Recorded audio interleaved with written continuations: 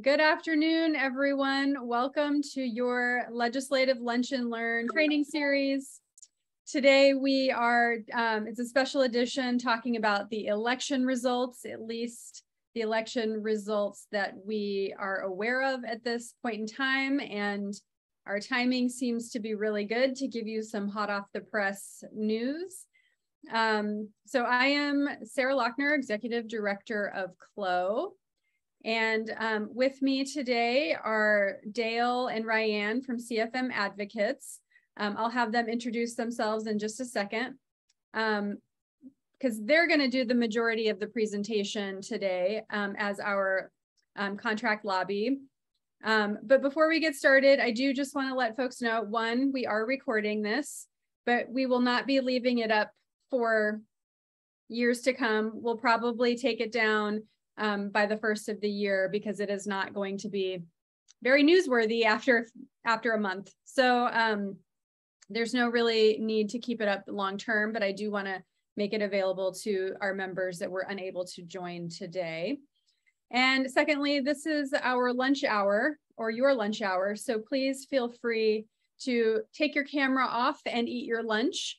This is being recorded again, so you don't need folks watching you eat lunch. So feel free to do that. And then we'll save time for questions at the end. And if you can come back on camera, if possible, to ask your question, it's just a little helpful to see who's talking.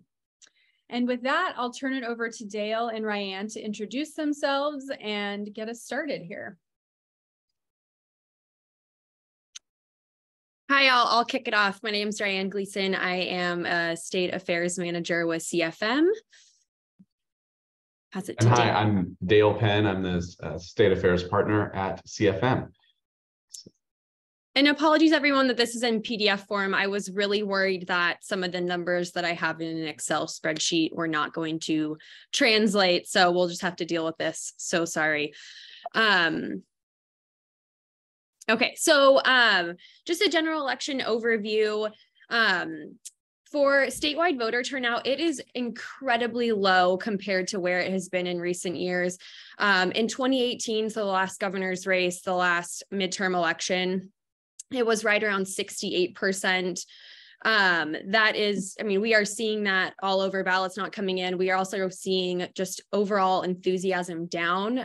Democrats usually have a very large get out the vote effort that didn't really materialize this year as it has in years past. I have friends that work for different campaigns, caucus campaigns, and they were not seeing Democrats turn out to canvass and collect ballots like they have in the past. So that's one kind of theme that we were seeing.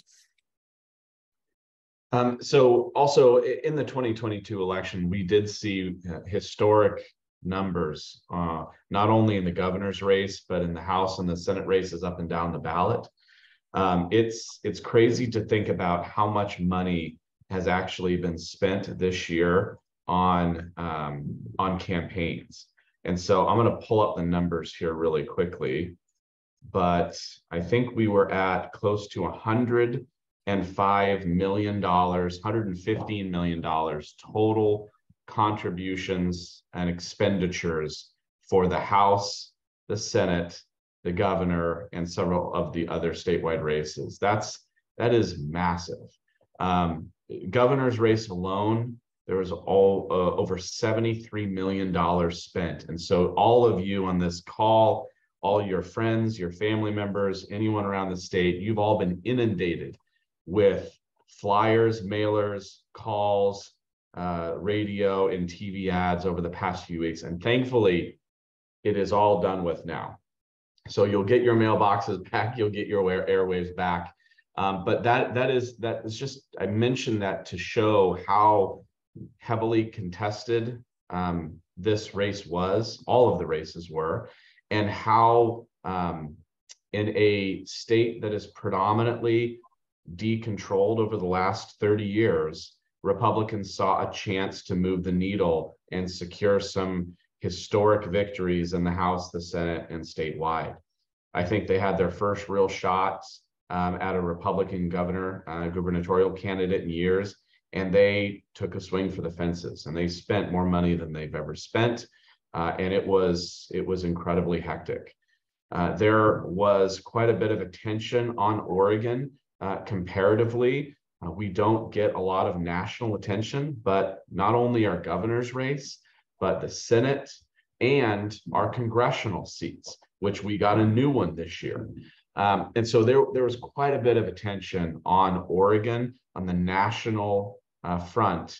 And some of those races still haven't been called yet. And so we're going to continue to be in the spotlight as on the federal side, the House and the Senate in Congress are still up for grabs. I think the general consensus is that Republicans will be able to take on a small margin the House, but the Senate may not swing as many expected over the last couple weeks, with polls coming back showing Republicans much higher numbers than they were in the summer.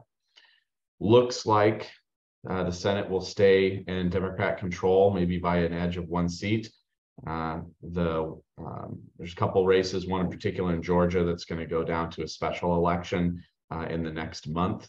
So you're going to be hearing about this all over the place for the next month there. So historic on every level here in Oregon. And we're going to talk a little bit about the governor's race. We're going to talk about statewide bully race just really quickly. And then we're going to dive into the Senate and the House races. And then we'll also chat about a couple of the ballot measures, which have a healthcare or public health impact. And then just one more thing to cover for just a general election overview is that this is the first general election that we've had with our new election law, the postmark law. Postmark means that if you have a ballot that you put into a USPS drop site, by the posted collection time, that counts essentially as a county drop box. So if it is postmarked the day of election, it has 7 days to be able to get to the county elections office. Folks were really worried that that was going to delay results, especially for the governor's race. We'll talk about this a little bit more, but I think the results have kind of settled. Papers are starting to call for a specific candidate. So that there was a lot of frustration with the postmark law going into this election. All right, well, let's talk about probably the biggest issue on the ballot this year for Oregon is our governor's race. As we all know, we had an open seat for governor here. Republicans viewed this as their strongest shot in 30 years since Vicatillo was governor to bring a Republican back to Mahoney Hall. And what we're seeing today, just in the last few minutes, is that despite the numbers still being very, very tight, it appears that Tina has enough momentum with the remaining ballots and enough of an edge of a lead now to be called as governor by the Oregonian, by OPB, and I'm going to guess by some other news entities soon. CNN, I don't think has called it yet. I know that they're talking about it on their broadcast pretty regularly. But what we see is that there are still ballots in Multnomah and Clackamas County that need to be counted. And what we see on the Secretary of State's website regarding ballot numbers is that with the edge that Tina has now and the differential, the percentage of ballots coming in from Multnomah overwhelmingly for Tina, and then for the other counties, namely Clackamas, it's coming in a little bit less. So Christine does have an edge there by, I think, about 5 percentage points or 4 percentage points.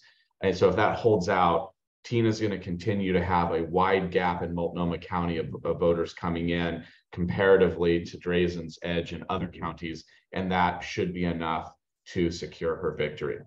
We were at election events last night, and we were talking to insiders and having conversations, and nobody knew what was going to happen. It was incredibly tight last night. We thought maybe it would take a few days. I talked to or I texted Kotek this morning, and she, I think, believed that it was going to be several days before we knew for certain what was going to happen, although she was optimistic about the numbers. And it's appearing like she's going to edge that out.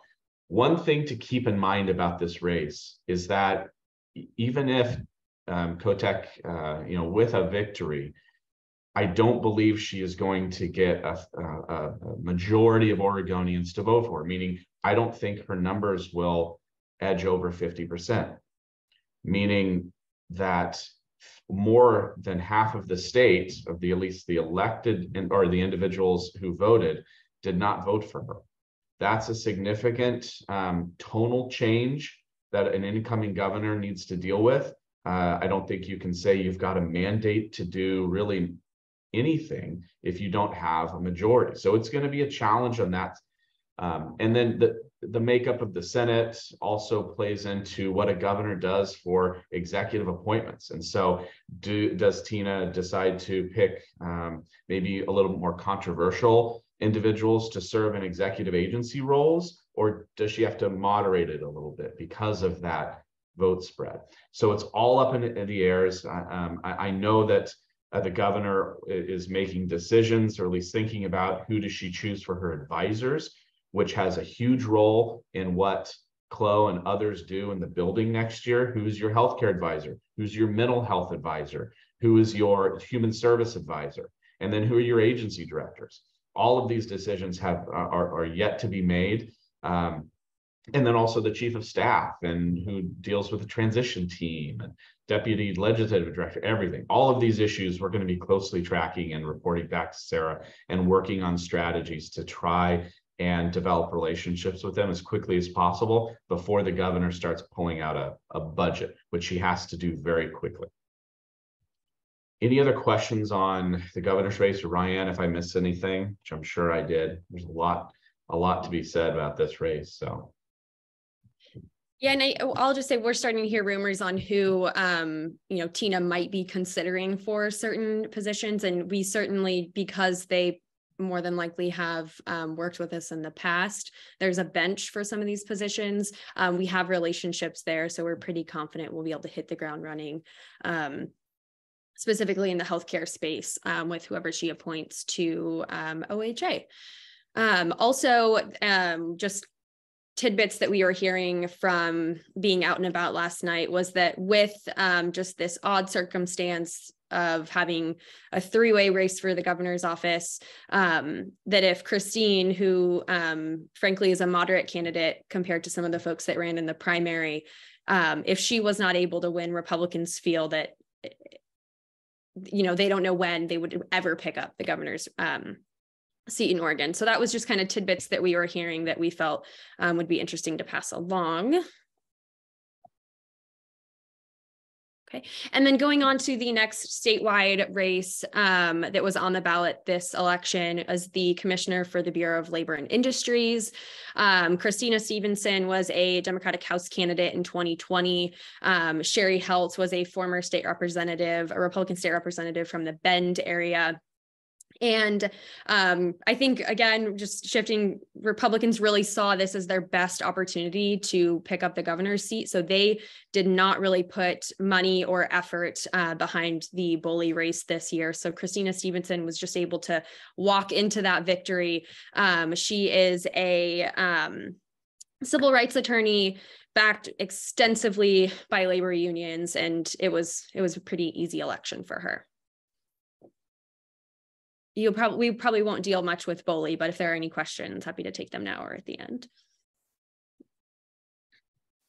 Okay, go ahead, Dale.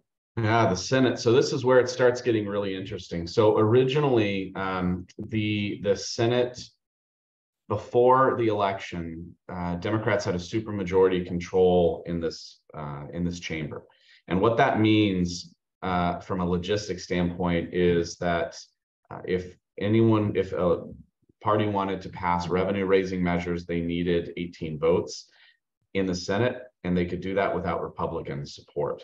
So when you had someone like Betsy Johnson as a very moderate Democrat, she was able to leverage that power a bit and vote one way or the other, or get some accommodations if she was going to be that 18th vote on something. what we're seeing as a result of the election tonight is that Democrats will lose that supermajority status. Now, what they end up with, whether it's 17 or 16, is still yet to be determined. The Republicans had hoped that in this environment, they could get several pickup seats and potentially split the chamber 15-50. They had a path to success to do that. And it lay mainly in 3 races, one of which in the Salem area between current healthcare chair, Senator Deb Patterson, against Raquel Moore Green, who's a representative Republican.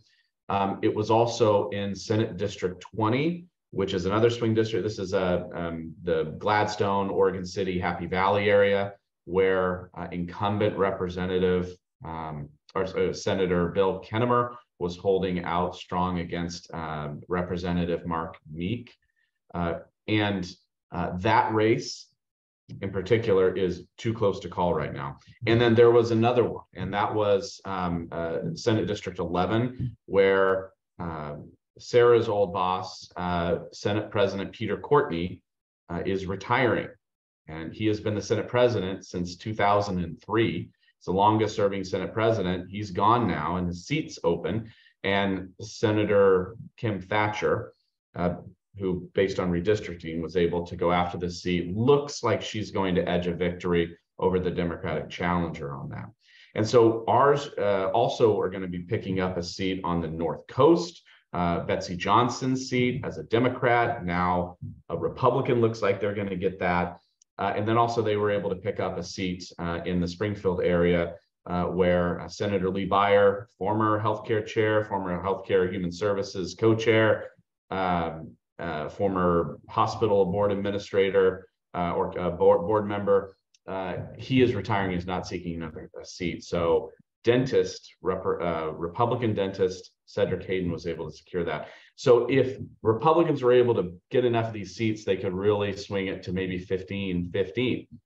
And it did not pan out that way. Senator Deb Patterson in the Salem seat very much showed that while Marion County may be very purple, apparently Salem, South Salem, Monmouth, West Salem is apparently very blue. The numbers have come back very strongly. Initial numbers for Deb Patterson. She's got about an 8 or 9% lead right now. And so if Democrats retain that seat, the best Republicans can do is a 14-16 situation. And that's if Kennemer keeps his seat in the Gladstone, Oregon City, Happy Valley area. That one, like I said, within a percentage point, it's going to come down to the wire. And a chunk of those votes are going to come in from Clackamas County, where we won't see numbers until tomorrow. Later tonight, I think, is the next round of numbers. We may not have a final say on some of those races in that area for several more days. So some of the other races are listed out there that I think are important. Senator Jeff Golden down in the Medford-Ashland area, incumbent.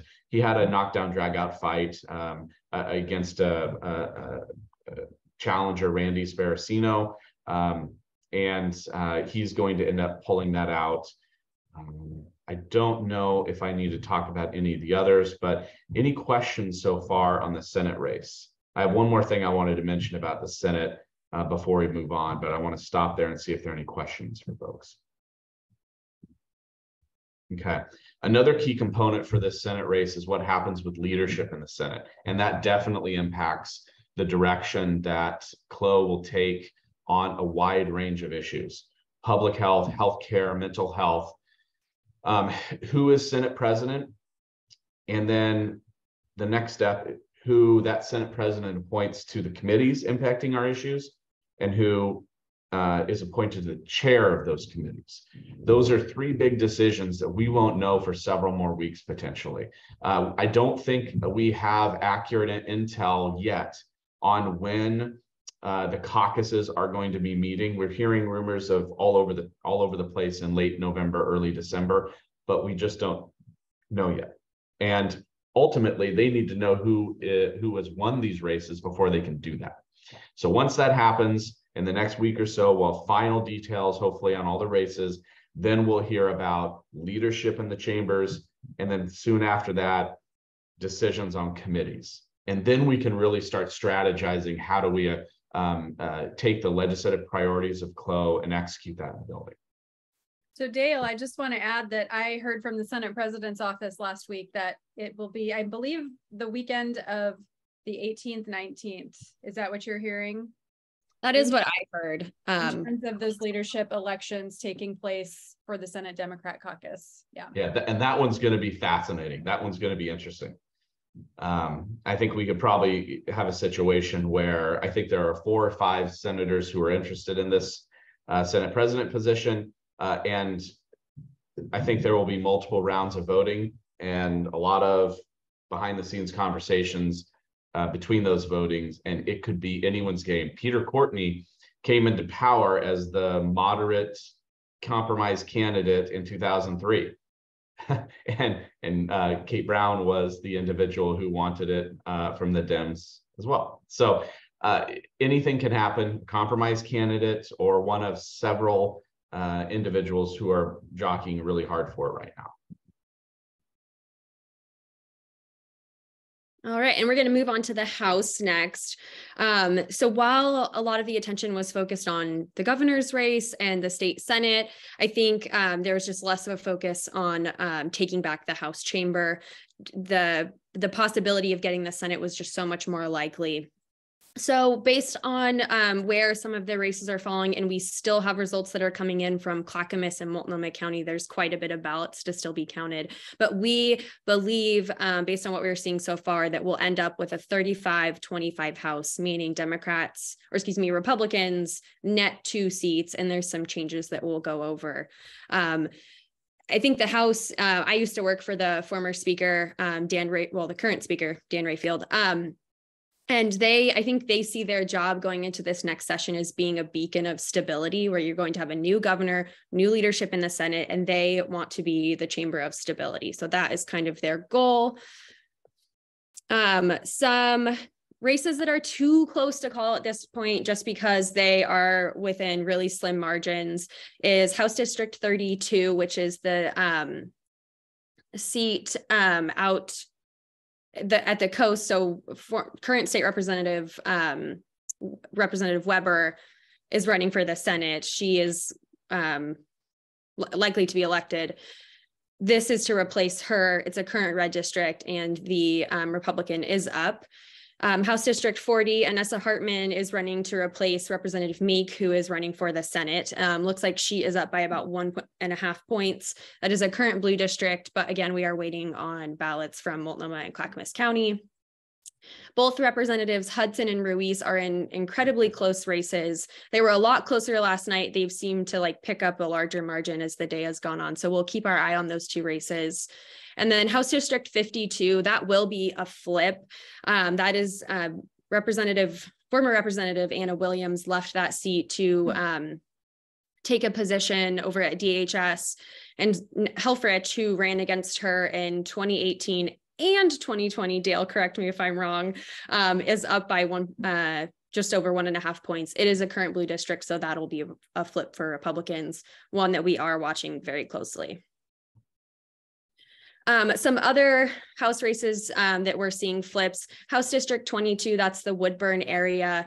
It is currently held by Representative Alonzo Leon. That district is flipping that to red this year. House District 31 is the seat for it's like the North Coast. It's where Representative Witt used to serve, and then he got redistricted out of his district. So, and yeah, this is Representative Witt's district. That will flip to red. House District 52, just like I mentioned. And then House District 53 is actually really interesting.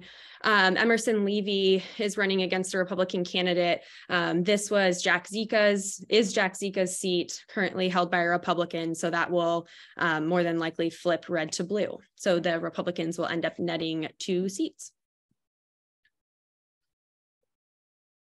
And that is all. Well, actually, let's. And then one thing I want to talk about just for a couple minutes is our ballot measure. So there are a lot of local measures, whether you're in the Portland area with your city council, between Renee Gonzalez, Joanne Hardesty, the amending the city charter. I'm not going to spend a ton of time on those unless people have specific questions. I do want to talk about a couple key statewide ballot measures. Number one is Measure 111, and this is the right to healthcare bill. This is one that is the brainchild of former Representative Mitch Greenleaf, who passed away during the pandemic. That amends the Constitution to add that the state shall ensure that every resident of Oregon has access to cost-effective, clinically appropriate, and affordable healthcare as a fundamental right. Some other states have looked at doing this, putting this kind of language into the Constitution. It appears that this is on the path to failure. There's about a 15,000 vote difference at this time, but that could change as voting numbers come back. Another one I want to mention is Measure 114. This is the firearm regulation ballot measure, and in essence, it will enact a law that outlines a particular procedure for individuals. If you want to purchase a firearm, you need to apply for a permit. You need to attend at your own cost a safety course. You need to do a background check, and it prohibits exchanging large ammunition magazine capable of anything over, I think, 10 rounds. So that's a significant change to current law. That one is currently about 9,000 or 10,000 votes in the yes. So that very well could pass, and that would be a major change to existing law. I will mention one other ballot measure that I think is important, and does impact our what we do in the building, and that's Measure 113. This deals with legislative walkouts. This one would exclude state legislators from running again for election if you have, I believe, 10 unexcused absences. And if you remember right, over the last several years, the minority party has left the state, has left the Capitol to protest certain pieces of legislation because really they didn't have any additional tools in their tool belts. The Democrats had super majorities and were able to pass certain things with or without a Republican vote. And so the only option they had is to deny quorum, and they would leave the state or leave the Capitol and go into hiding in order to avoid that. And just to play devil's advocate, this is a tactic that has been used by both Democrats and Republicans in the past, but most recently, primarily Republicans. Over the last 3 or 4 years, I think there's been 3, 4, or 5 walkouts total. So, any questions on statewide ballot measures? I will just add that on the walkout legislation, it doesn't define what an unexcused absence is.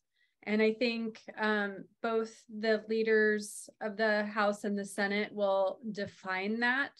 And, had it been under Senate President Peter Courtney, he was very lenient and understanding with, having family things or being out of town and missing floor sessions.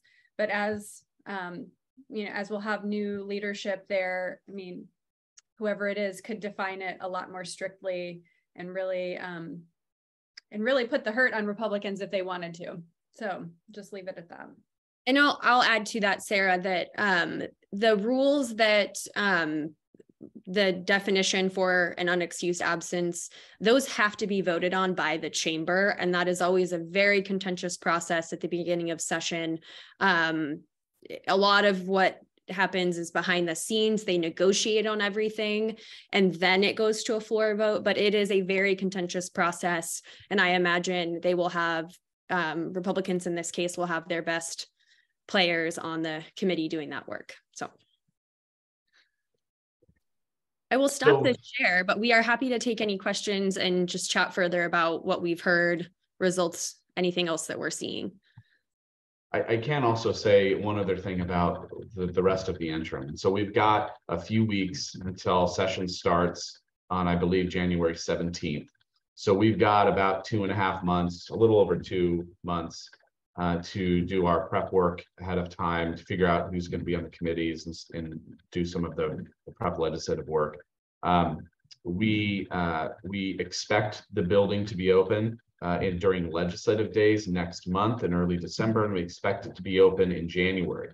I believe from everything I've heard, we will have some form of virtual testimony as well as in-person testimony. So if anyone is thinking, well, gosh, if I'm going to testify, I've got to travel 4 hours from Burns or whatnot. No, we're going to find ways, the legislature is committed to finding ways to increase the citizens' access to the building virtually, and hopefully learning some good things from the pandemic in that sense. So if you are coming to the Capitol, working with Sarah and us, we can figure out all of that stuff. But we fully expect to be back in the building, which will be heavily under construction, but it will be more of a return to normal than we've seen in the last couple of years. So it won't probably be until 2025 that we're fully back in the building, and even that's probably up in question. So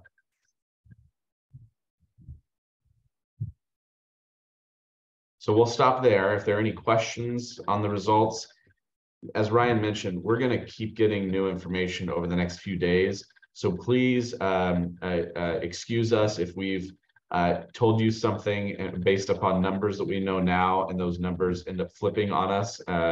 Please allow us some grace to apologize and update that information after the fact. So. And we will be we send a full election report to all of our clients. So that will go to Sarah and Laura, and then they will be able to send out to everyone at CLHO to read. It's a deeper analysis. And then I think by the time we send it out this evening, we'll have some more accurate results.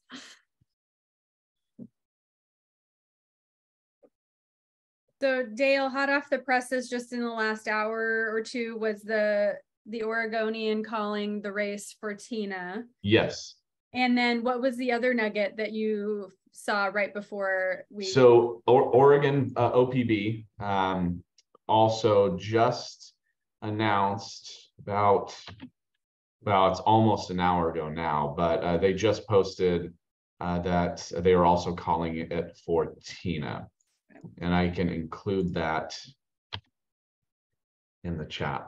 Like I said, I have not seen the national news. I've not looked at that in the last about hour and a half. So I don't know if other like national news entities are also calling it for Tina, but I wouldn't be surprised if they started.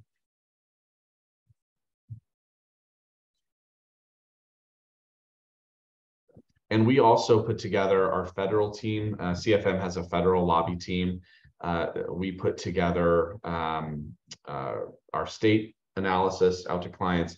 They put together a federal one, and we're happy to send that along as well, which also contains additional information on the races that you may be interested in, some of the congressional races that we really didn't cover here today. We're happy to talk about the one with Val Hoyle versus Scarlatos, the Jamie Skinner, McLeod Skinner versus Lori DeReamer, and others. So Chavez DeReamer. So my understanding is that Val won. Yes. And then and the last numbers I saw for Jamie was that she was down. So down. Val has about an 8-point lead. I don't think it's officially been called, but everyone Scarlatos has not conceded. Maybe I should say that. That's what we know. He is not, as of now, conceded. And then they were a lot closer at that point, though. I believe. I mean, we've been working on meeting with you all, and then just preparing. But it was a lot closer when he had not conceded. And then the House District 5 and 6. House District 6 is the one where former Representative Andrea Salinas versus Democrat versus Republican Mike Erickson. It appears that Salinas is on a path to victory, but there's still several days. I talked to her this morning. She doesn't expect it to be called until Friday either. So that's why she's going to be a ball of stress over the next few days.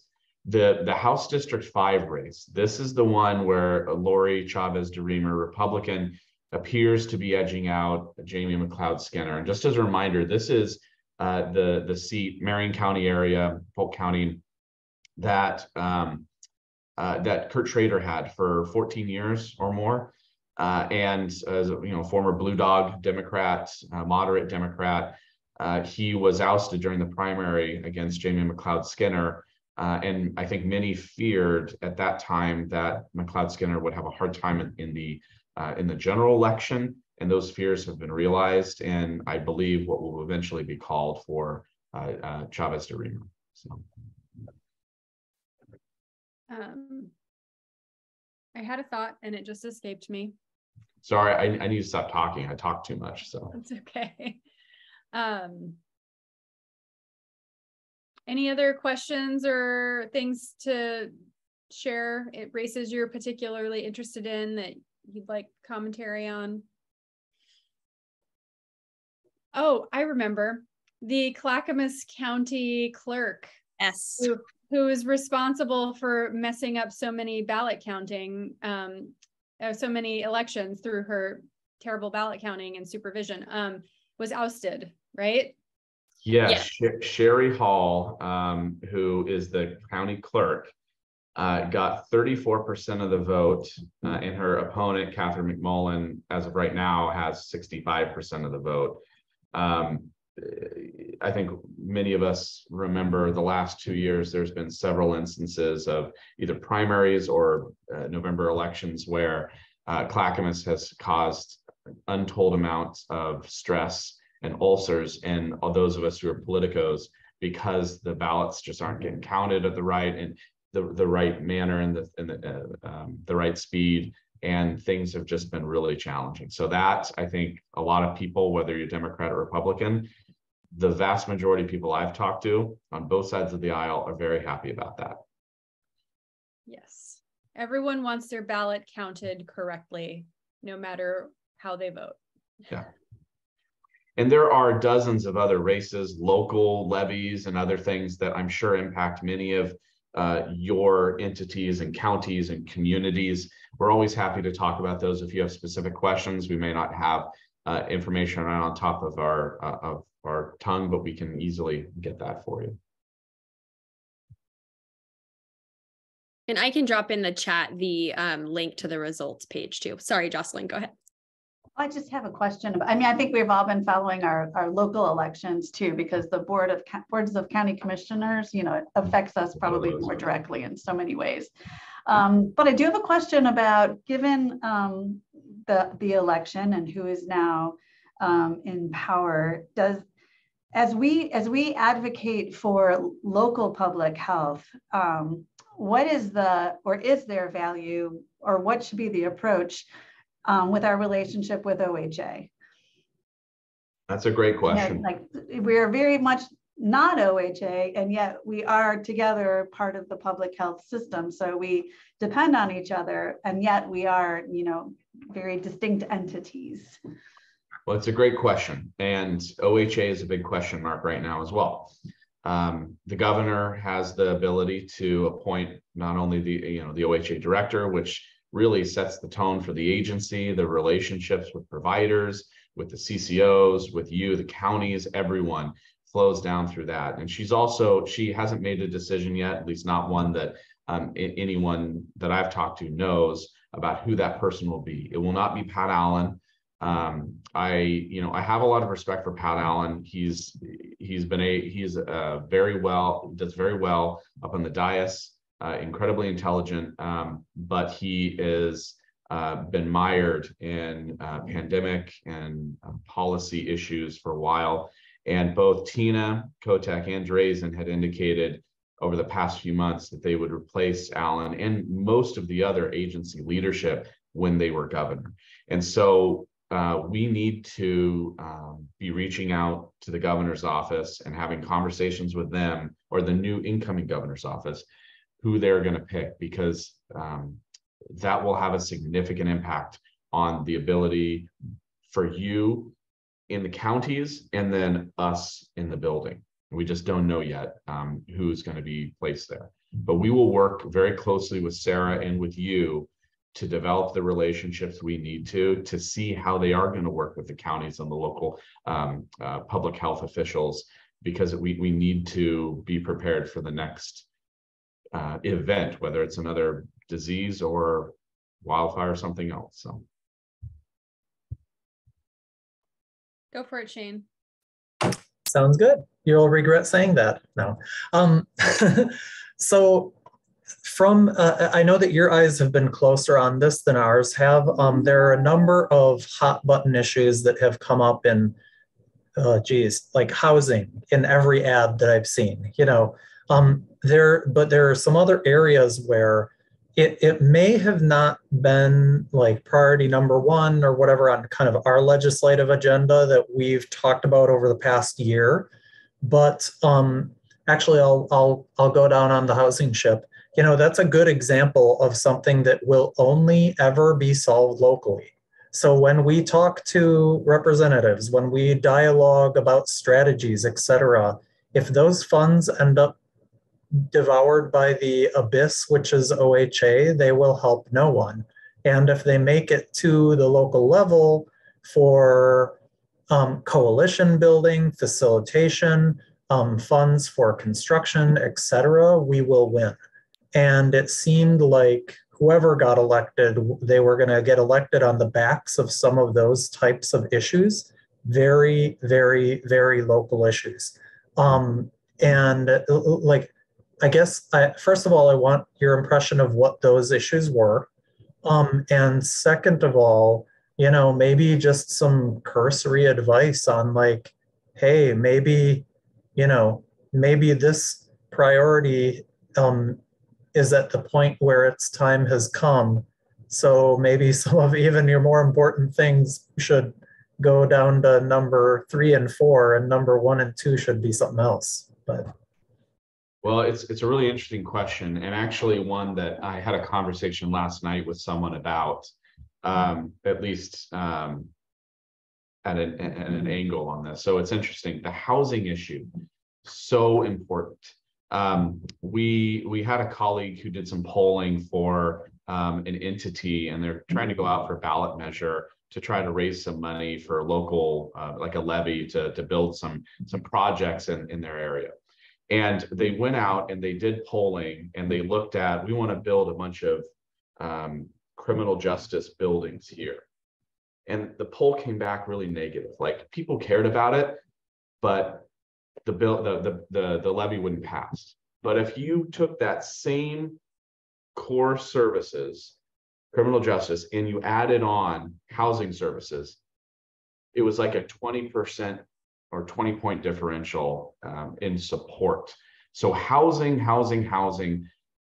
is, in the houseless population, that particular issue is unbelievably important and vital for so many conversations.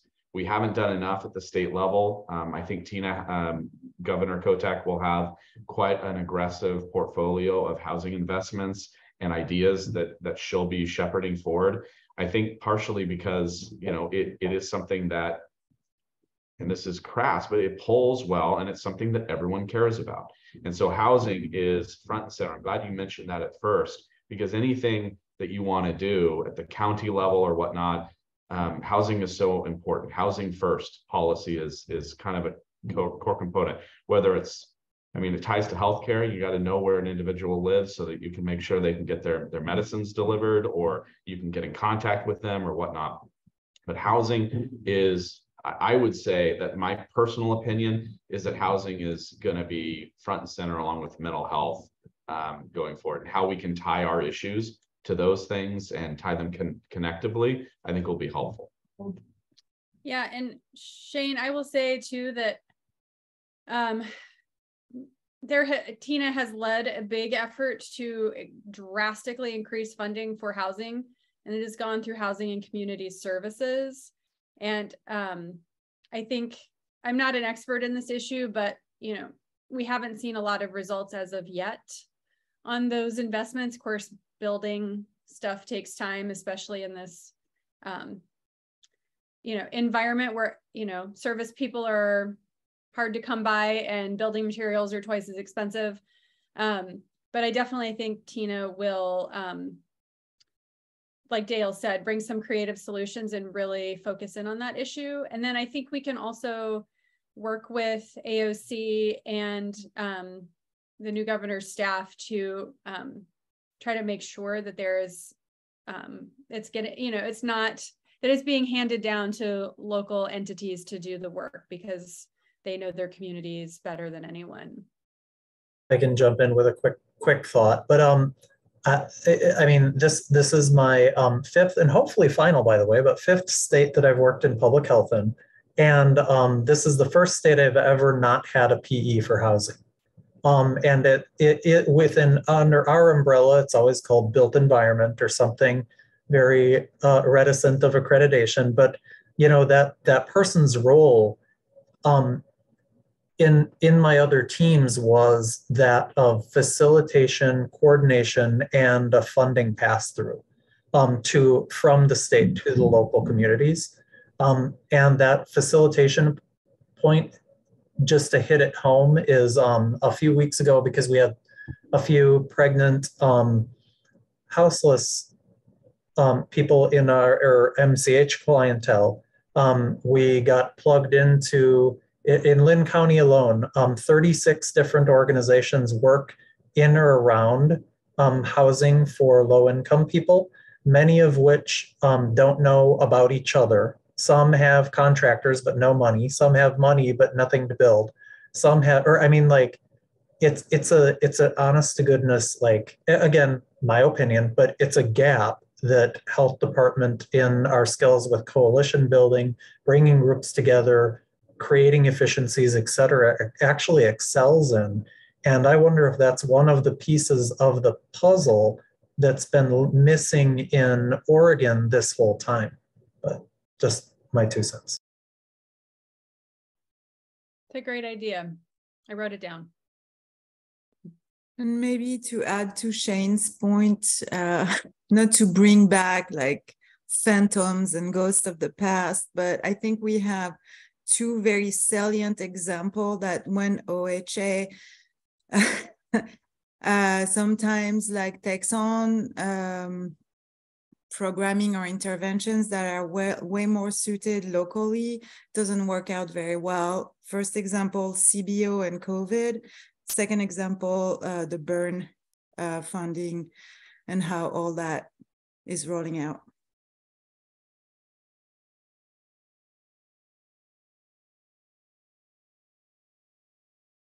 Yeah, I think the burn funding debacle has been one of the main reasons why the governor candidates have both said that they would change up the leadership at OHA, in addition to the other behavioral health funding that has rolled out that has not been done well. And it's very similar to the thing that we've dealt with the CBO funding, and where they're making decisions in a vacuum without including the actual people who lobbied for the money, got the money, and will be, ultimately held accountable for the return on investment. So I have a question, because I think I heard both you, Sarah, and Dale maybe mention the change of leadership. Is there like more than one position that's going to be changed? Or am I to understand that it is just the OHA, like Pat Allen position that is going to be changed, or also the people underneath that position? So that's a great question. And to be honest, we don't know yet. What we do know is that there's an expectation that when a new governor comes in, all the executive directors for the agency effectively hand in their resignation. And some of them in a normal transition, which we haven't had in a long time in Oregon. In a normal transition, usually several of those individuals may be reappointed immediately. But we don't yet know, first of all, if incoming Governor Kotek has a full list for all of those agencies yet, just to slide someone in. I mean, there needs to be proper vetting and time to do that. And that's challenging. She will most likely have a transition team to help her with that, but we don't yet know what that process is going to look like and whether it will include lower level executives in the agency. For example, at DHS, whether they're going to change up the Aging and People with Disabilities program director at the same time as, does Fairbour's Paxaresh come back, or We don't know that level of granularity yet, but we will, I think, pretty soon. And we'll hopefully be working with the governor's office to identify that.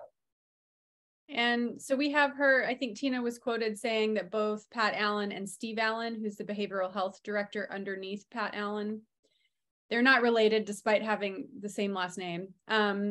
Both of those folks, she's been quoted as saying, will be gone under her new administration. I have not heard any whisperings about Rachel Banks as our public health director. I personally think Rachel is probably safe. Of course, that could be wrong, but I have not heard any whisperings about Rachel. So we could have stable leadership there. Sarah, I think you're right, and that's a good correction. I mean, the Steve Allen situation specifically called out by Tina during the election. Outside of that, we haven't heard much of anything if she has particular heartburn over a program director or anything below the executive director of the agency.